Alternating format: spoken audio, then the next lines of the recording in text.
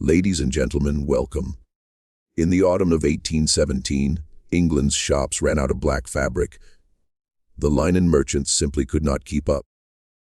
In towns where no one had ever laid eyes on her face, working men tied dark ribbons around their sleeves.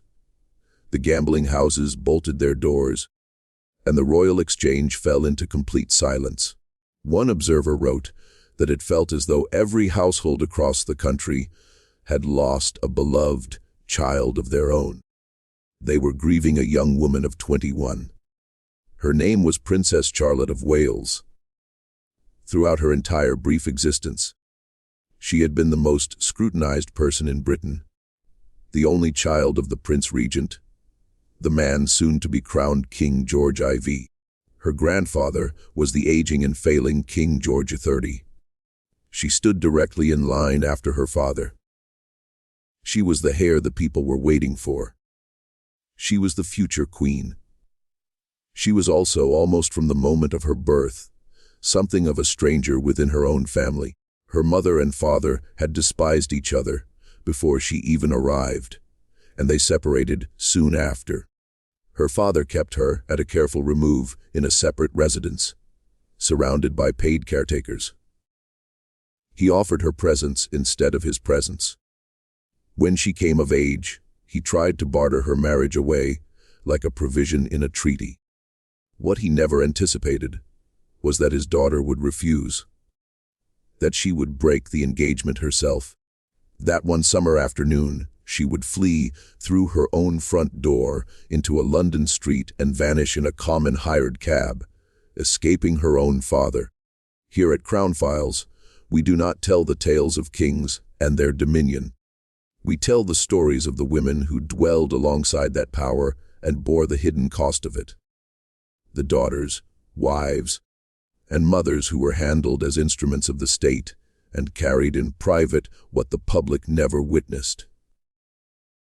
Charlotte was one of those women, and the price she paid was the heaviest any of them would endure. For one brief season, she seemed to break free of it. She chose her own husband. She cultivated her own garden. She wrote to a friend that she had at last found prospects of happiness. Genuine domestic ones, like ordinary people. The whole country waited on the child she was carrying. And then in a single November night in a quiet house in Surrey, all of it ended. Before the black cloth, before the silent exchange, before the empty cradle, there was only a small girl in a very large house, standing at a window, waiting for someone to arrive. That is where her story begins. Tonight we tell the story of Princess Charlotte, the Queen Britain adored and never had. Chapter 1. A household of strangers begin with the child at the window. She is very small. The house around her is immense, and the person she is watching for approaches on horseback. Her grandfather, the old King George III, is said to have taken great delight that the little girl could distinguish him across the entire expanse of the park. No matter how distant he rode, the moment he came into view, he was the warmth in her earliest world. And that tells you everything about that world. That its warmth came from an old man already beginning, by slow degrees, to lose his mind. Charlotte Augusta had been born into a quarrel. Her mother and father had disliked one another from their very first meeting. George, Prince of Wales, had married his cousin Caroline of Brunswick, chiefly to persuade Parliament to clear his enormous debts. And by every account, he required a great deal of drink to endure the wedding at all. Within months, the two had separated. The infant, who arrived in January of 1796, was the single thread still binding them together. And neither of them, in truth, seemed to want that thread. She was the living evidence of a marriage they both wished had never occurred. So from the very beginning, she was raised at a careful remove from both of them. Her father did not keep her near him out of affection. When she was 8, he decided that he wanted Carlton House, his grand London palace, to himself. He moved his daughter next door into a separate establishment called Warwick House. Her own small court, her own servants, her own quiet rooms. She lived beside her father, the way a tenant lives beside a landlord. She could see the windows of his palace from her own. She was almost never inside them. This was the first shape her childhood took a house full of people, and not one of them truly hers. There was a governess she loved, Lady Elgin, the woman who had cared for her since she was tiny. She was taken away. The reason given was her age. The real reason, most historians believe, was that she had committed a small crime. She had let Charlotte visit the king without her father's permission. And so the child learned early and permanently that the people she grew attached to could be removed without warning by a hand she could not see and could not argue with. It is a quiet kind of cruelty. It teaches a child that affection is not something she is permitted to keep. Her father's own affection came in a very particular form.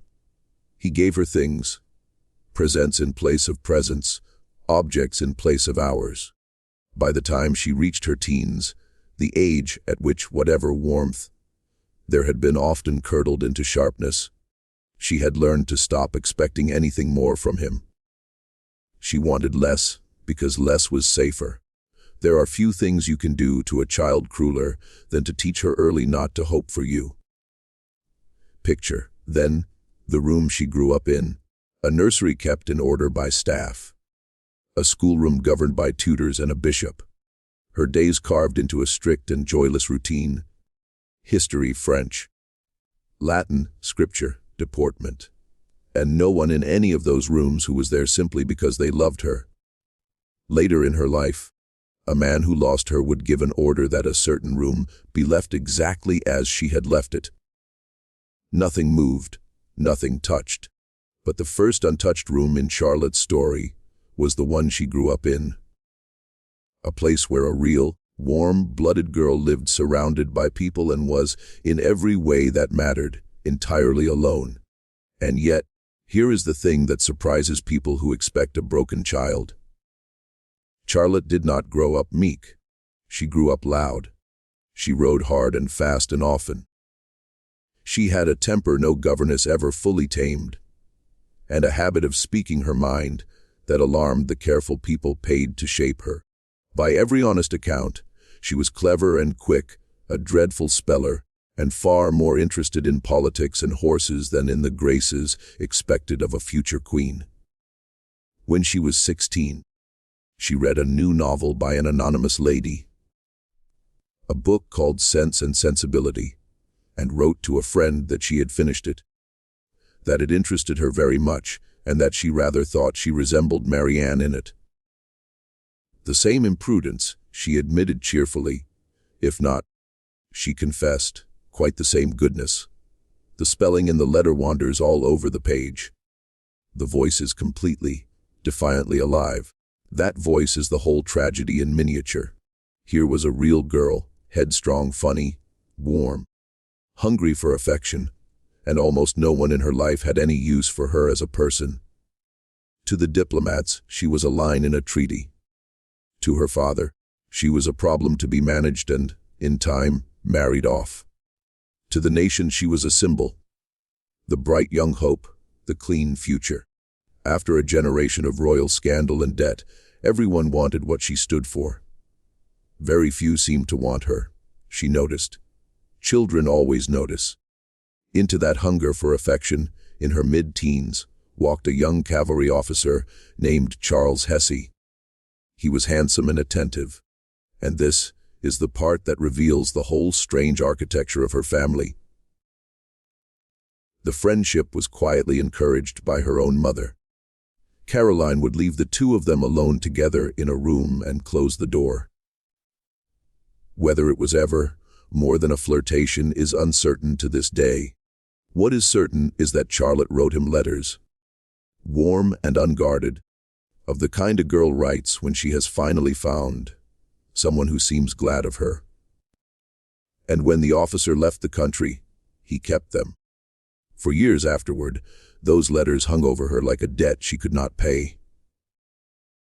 Through Mercer, her one confidant, she begged for their return. Hesse would not give them up. He replied that some were locked in a chest with a friend, with instructions to sink it unopened to the bottom of the Thames, should he be killed in battle, and that the rest he carried on his own person.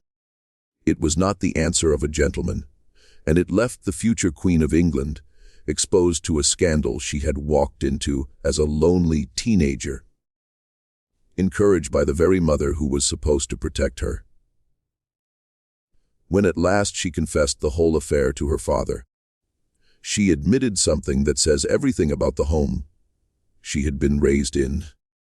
She was no longer certain whether Charles Hesse had been courting her or her mother. This was the family she belonged to, a mother who used her as cover, a father who used her as leverage, and a nation that used her as a promise. The father's power over her became absolute on a single winter day. In February of 1811, the old king's mind failed for the last time, and George, Prince of Wales, was sworn in as Prince Regent, ruler of Britain in all but name, and master now of every hour of his daughter's life. Charlotte was not invited to watch.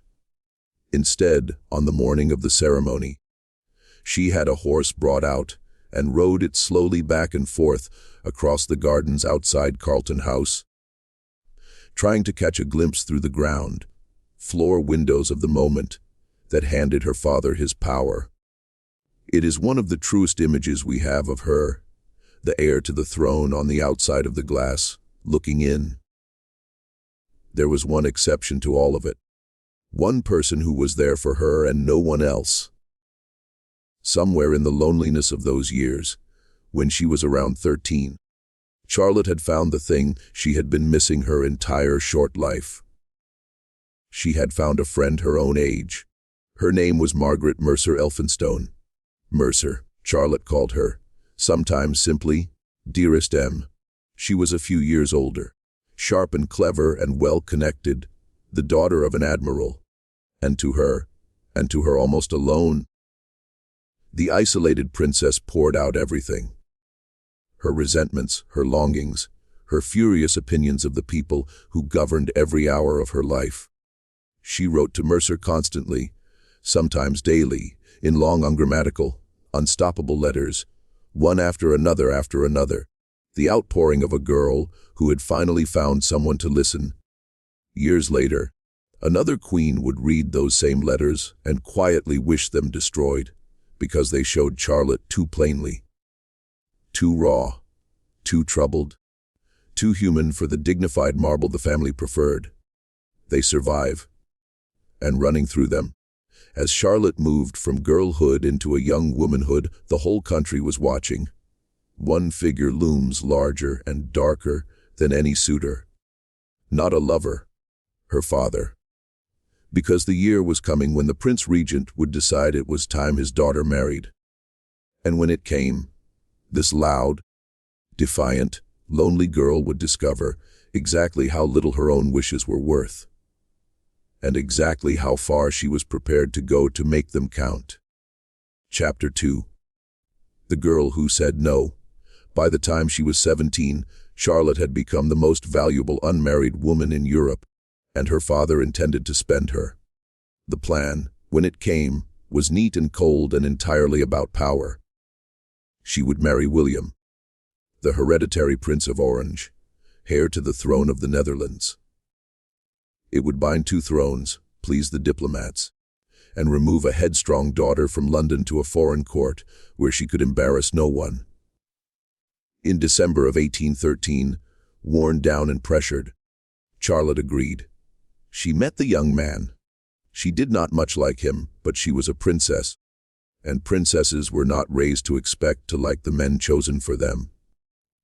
Then she read the small print. The marriage would require her, at least for part of each year, to leave England, to live in Holland among strangers in her husband's country. On this one point, something in Charlotte set like iron. She would not leave her country. She was the heir to Britain. Britain was where she belonged, and she was not going to be shipped abroad and quietly forgotten.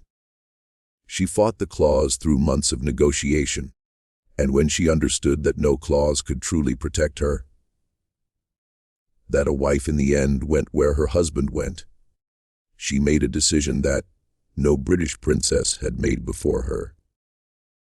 She broke it off herself. She wrote to the Prince of Orange and told him plainly that if they married, her mother must be welcome in their home. It was a condition she knew he could not accept. Her mother was by then a byword for scandal, unwelcome anywhere her father held sway. When the prince refused, Charlotte had her way out. The engagement was over. She had not been jilted. She had not been passed over. She had looked at the future arranged for her by the most powerful man in the kingdom, and she had said no. Her father's response tells you everything about him. He did not argue. He did not reason. He simply moved to shut her away. He would dismiss her entire household, the few attendants she trusted, and send her to Cranbourne Lodge, deep in Windsor Great Park, where she would be allowed to see no living soul but the Queen. It was not a punishment dressed up as care. It was a cage. And when the order was read to her, Charlotte did something that stunned everyone who heard of it. She ran. On a July evening in 1814, the heir to the throne of Great Britain walked out of her own front door into a public London street, alone. She had almost no experience of the world beyond her guarded rooms. She did not even know how to summon a cab. A man watching from a window, as a distressed young woman stood helpless on the pavement, came down and helped her flag a common hackney carriage. She climbed in and gave the driver the address of her mother's house across town. And so the future Queen of England fled through the streets of her own capital in a hired cab, running away from home. The house she reached was nearly empty. Her mother was out visiting friends and had to be sent for in haste. Word spread through London within the hour. Whig politicians came hurrying to advise the runaway princess. Members of her own family gathered, including her uncle, the Duke of York, who arrived carrying in his pocket a warrant to remove her by force if it came to that. Through the night they argued, and slowly it became clear to Charlotte that the law itself was against her. A long-standing ruling gave the monarch, and so the regent, near total authority over his family. She could run into 100 streets. There was nowhere the law would let her stay. In the small hours, the Whigs advised her to go back to her father's house. And the next day, she did. She had lost. But the country had watched her lose, and the country did not forget. The story of the flight was on every tongue in London. One future Lord Chancellor summed up the public mood in 4 words. All are against the prince. To a nation already tired of the regent's debts and mistresses and extravagance, here was the whole quarrel in a single image: the vain, controlling father and the spirited daughter fleeing into the street rather than be sold. They loved her for it. When she was sent that summer to the seaside at Weymouth, crowds gathered along the roads simply to see her coach pass. At the resort itself, the townspeople lit up a building after dark with a line of lamps that spelled out across the night, "Hail Princess Charlotte, Europe's hope and Britain's glory." She was already their queen. Everyone could see it but the man who held the crown, and there was a private cost to that summer that no illumination could light. Before she left for the coast, her father came to tell her that her mother was leaving England, going abroad to the continent for an extended stay. Charlotte was upset, but she had learned long ago that nothing she said would change her parents' course. What she could not have known was how final it was. Her mother took her leave casually, almost carelessly. For how long, she said, God only knew, or what might happen before they met again. It was the last time Charlotte would ever see her. Whatever her mother had been, negligent, scandalous, unreliable, she had been hers. And now even that was gone, taken across the sea, leaving Charlotte more alone than the cheering crowds could ever understand. But the girl who had said no had learned something in her defeat. She had discovered that she could not escape her father by running. There was only one door out of his house that the law would honor, and it was marriage. If she could not run from her cage, she would have to choose the one person permitted to open it. And this time, she was determined she would choose him herself. Chapter 3. The one she chose, she had already met him. She simply did not yet know what he would come to mean. She had met him almost by accident, in the middle of trying to avoid another man. It was the summer of 1814, at a party at a London hotel, in the crowded weeks, when half the crowned heads of Europe were passing through the city. Charlotte was there in part to keep her distance from the Prince of Orange. And among the officers in the room was a quiet, tall, strikingly handsome young cavalry general in Russian service. A prince from a duchy so small and so poor that no one considered him a serious match for anyone, least of all the heir to the British throne. His name was Leopold of Saxe-Coburg. He was correct where others were grasping. When Charlotte invited him to call on her, he stayed less than an hour and then did something that impressed even her suspicious father. He wrote to the Prince Regent afterward, apologizing for any impropriety, making no claim, asking for nothing. He had no fortune and no power to offer. What he had was tact and patience and a stillness that must have felt, to a girl raised among people who wanted things from her, almost unbelievable. But wanting him and being allowed to have him were two different battles, and the second one took nearly 2 years. Her father would not hear of it. Leopold was poor and minor and useless to the grand chessboard of European marriages. The Prince Regent stalled, refused, changed the subject, sent his daughter away to think again. And Charlotte, who had learned in the street the summer before that she could not win by running, set about winning the only way left to her. She wore him down. She argued in person and on paper, month after month. She refused every alternative. She made it clear that on this, as on the Orange match, she would not be moved. In January of 1816, from Windsor, she finally put it to her father in writing, in words that left no room at all.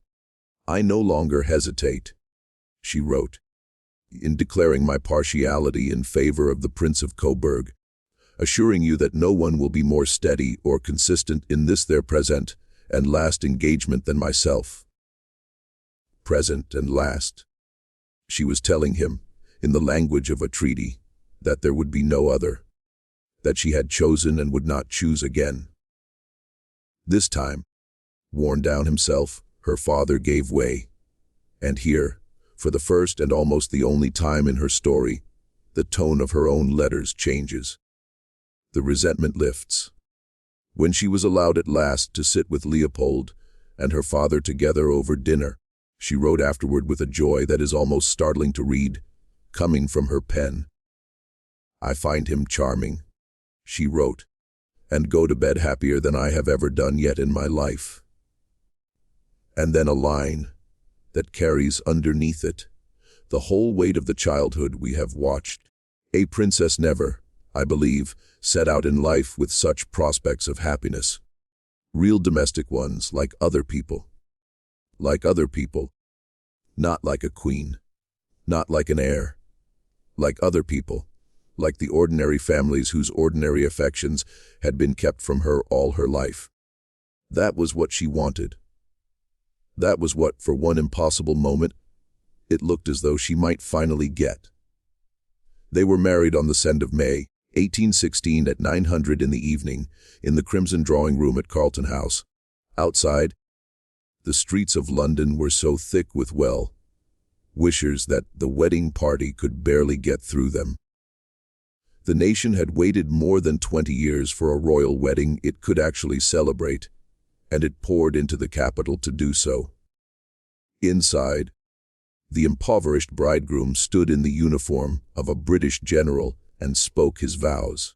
And when he reached the part where he promised to endow his bride with all his worldly goods, the bride was heard to giggle. It was a small, human, irreverent sound. It was entirely Charlotte. The contrast with her own parents' wedding could not have been sharper. Where theirs had been a drunken transaction between two people who despised each other, hers was a love match freely chosen, cheered by a whole country. For the girl who had grown up as the living proof of a marriage nobody wanted, it must have felt like stepping out of one story and into another. When the couple appeared in public after their honeymoon, the theaters rose to them. Audiences applauded until the walls shook. The players broke into "God Save the King." A young woman who had been treated her whole life as a symbol to be managed had become something her father never quite managed to be. Genuinely, warmly loved. And she had done it in the end on her own terms, by marrying the one person she had chosen for herself. There was even a private tenderness in the days that followed that she recorded with dry amusement. 2 days after the wedding, her father came to visit the newlyweds and spent 2 solid hours describing to Leopold the fine details of military uniforms. Charlotte, watching her difficult, vain, exhausting father hold forth to her patient new husband, noted afterward that this was, from him, a great mark of the most perfect good humor. She knew exactly who her father was. She had simply, for once, gotten what she wanted anyway. Now all that remained was to begin the life she had fought for. A house of her own. A husband who was there, because he loved her and for no other reason. And before long, the news the whole kingdom was praying for, that an heir was on the way. For the first time in her life, Princess Charlotte was about to be happy. She had 18 months left. Chapter 4. Claremont, her father grudgingly bought them a house. It was called Claremont, a handsome estate in Surrey, set in quiet parkland an easy distance from London. Parliament granted the once penniless Leopold an income of 50,000 a year. And for the first time in her life, Charlotte had walls of her own to stand inside. Not a nursery run by staff, not a schoolroom ruled by a bishop, not rooms next door to a father who did not want her. A home. And she filled it deliberately with everything her childhood had lacked. Consider what she chose to do with her freedom, because it tells you who she really was underneath the temper and the headlines. She planted a garden and fussed over the flowers and made excited plans for a little tea house among them. She walked the grounds with Leopold and their dogs. When she learned that the years after the war had thrown many of the local men out of work, she and her husband hired them, the able-bodied to improve the estate, and the old men of the village, the ones no one else would take, to potter along the walks, pulling weeds and spreading gravel, so that they might have wages and dignity both. The heir to the throne, who had been given so little kindness, spent her first taste of freedom, arranging small kindnesses for other people. This was the untouched room turned inside out. As a child, she had lived among rooms full of paid strangers, warm to no one. Now she moved through rooms she had chosen herself, beside a man who was there for no reason but that he wished to be. For 18 months, the loneliest young woman in Britain was simply, quietly at home. Her own doctor, a shrewd German named Christian Stockmar, watched the marriage up close and left a quiet testimony to it. In all the first months, he wrote, he never once saw Charlotte wear anything that was not simple and in good taste. The wild, defiant girl had grown calmer. Those who had known her before remarked on it. She seemed steadier now, more herself. as though being loved had let something in her finally settle. And the whole country was watching this happiness as if it were their own. Because Charlotte's happiness was not a private matter, it was the future of the monarchy. In the spring of 1817, Leopold sent word to the Prince Regent. His daughter was expecting a child, and there was every hope of her carrying it safely to term. The heir was going to have an heir. What followed was one of the strangest outpourings of public attention in the history of the age. The pregnancy of Princess Charlotte became a national obsession. Bookmakers opened wagers on whether the child would be a boy or a girl. Newspapers reported her every reported symptom. In the city, economists sat down and did the arithmetic of a royal birth and calculated in cold figures what it would be worth. The arrival of a princess, they reckoned, would lift the stock market by 2.5%. The arrival of a prince by 6%. A young woman's body had become a matter of national accounting. Somewhere inside all of it was Charlotte herself, quietly sitting for her portrait, quietly waiting, quietly happy. And it is here, in the middle of all that hope, that the shadow enters the story. And it enters, as such shadows so often did in that age, dressed as medicine. Charlotte was a robust young woman with a hearty appetite. Her medical men decided this was a danger. Fashionable obstetric theory of the day held that a mother should be lowered before her confinement. Kept quiet, kept thin, her strength deliberately reduced so that the birth might be easier. From the late summer of 1817, her doctors put her on a strict, meager diet. They bled her repeatedly, drawing off blood as a matter of routine, in the sincere belief that they were helping her. Stockmar, watching, grew uneasy. The regimen did not seem to be strengthening the mother, who would soon face the hardest physical trial of her life. It seemed to be wearing her away. No one meant her harm. That is the quiet horror of it. The best physicians in the kingdom, attending the most important patient in the kingdom, weakened her by inches in the months before she would need every ounce of her strength, and called it care. The same instinct that had governed her whole life was at work even now. Powerful men, certain they knew best, arranging her body to suit their theories, while the young woman at the center of it did as she was told. The expected date came and went in October. The great officers of state, whose custom it was to be present at a royal birth, gathered at Claremont to wait, and when nothing happened, they dispersed again. The Queen went off to Bath. The Prince Regent went off to the country to shoot. They left behind the doctors and a nurse and Charlotte, growing heavier and more tired, and Leopold, who never left her side. And then, on the 3rd of November, in a quiet house in Surrey, the waiting ended. Princess Charlotte went into labor. Not one of the people who loved her, and not one of the people paid to protect her, yet understood that the next 2 days would be the last of her life. Chapter 5.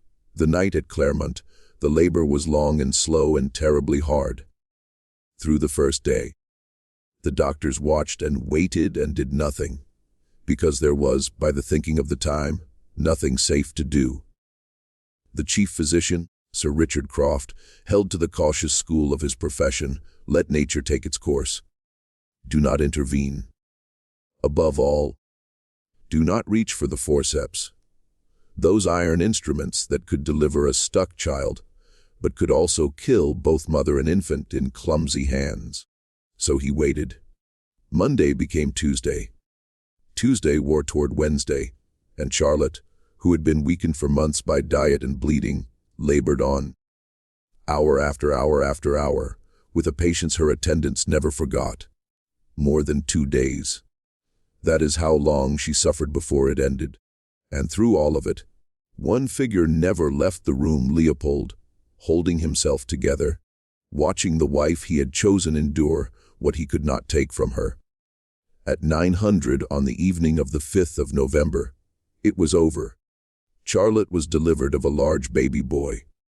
He was, by every account, a beautiful child, perfectly formed, the image of the royal family. And he was dead. He had never drawn breath.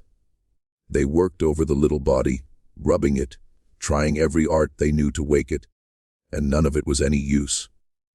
The heir the whole nation had wagered on, calculated over, prayed for, was stillborn. Charlotte took the news with a composure that breaks the heart to read of. She had endured more than 2 days of agony to bring him into the world.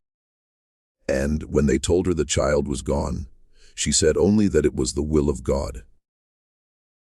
She asked for a little nourishment after her long fast. She spoke calmly. She seemed to the exhausted men around her to be out of danger at last. And so they told the country she was safe. Late that night, a bulletin was issued from Claremont and carried to London. Her Royal Highness, it said, was doing extremely well. Across England, people who had gone to bed grieving the lost child comforted themselves that at least the mother had survived. Leopold, worn to nothing, took an opiate to help him rest, and finally lay down. The great officers of state departed for London, satisfied the danger had passed. The house grew quiet. A little after midnight, Charlotte began to vomit. She grew restless and cold, and complained of a sharp pain in her stomach. The nurse, alarmed, sent for the doctors. Croft came and found his patient chilled to the touch, struggling to breathe, and bleeding that would not stop. He did what the medicine of his day prescribed. He applied hot compresses, tried to warm her, tried to hold the life in her by force. The blood came anyway. He understood too late that he was losing her. He sent for Stockmar and begged him to bring Leopold. Stockmar went first to the dying woman. Charlotte reached out and caught his hand. Her mind was going. The room was slipping. "They have made me tipsy," she told him, a small, confused, human thing to say in the last minutes of a life. He left her side to go and rouse Leopold, who was drugged and hard to wake. And as he went, he heard her voice call after him through the dark, twice, using the pet name she had for him, Stocky. Stocky. He turned back. When he reached her, she was dead. She was 21 years old. The night filled with the sound of galloping horses, as it had on the night of her birth. But now they carried the other kind of news out, from Claremont to London, and from London across the whole of the kingdom. The Princess Charlotte is dead. It broke over the country like a wave. Bells that had been made ready to ring in celebration tolled instead for mourning.